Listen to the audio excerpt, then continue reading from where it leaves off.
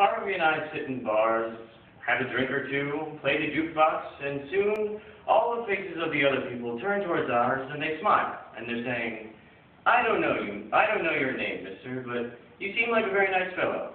Harvey and I warm ourselves in these golden moments. We've entered as strangers, and soon we have friends.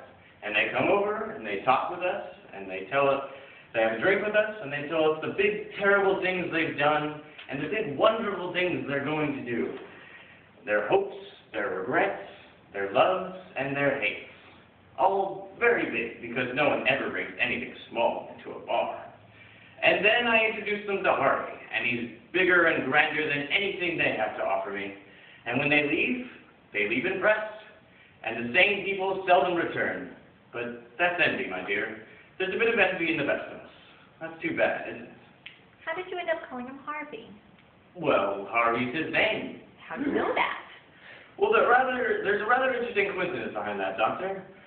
One night, several years ago, I was walking early in the evening down Fairfax Street, between 18th and 19th. I had just put Ed Hickey in a taxi. Ed had been mixing his rye with his gin, and I just felt he needed conveying. Well, anyway, I was walking down the street, and I heard a voice saying, "Good evening, Mr. Dowd." Well, I turned around, and I saw a big 6-foot-tall rabbit leaning up against a lamppost. And, well, I thought nothing of that, because when you've lived in a town as long as I've lived in this one, you get used to the fact that everyone knows your name. And so, naturally, I went to have a chat with him.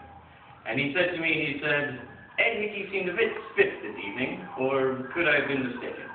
Well, obviously he was not mistaken.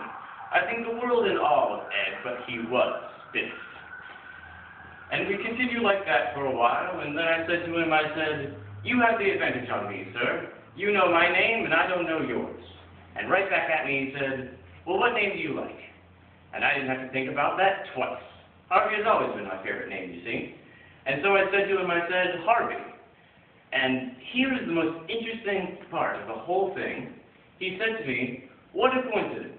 My name happens to be Harvey.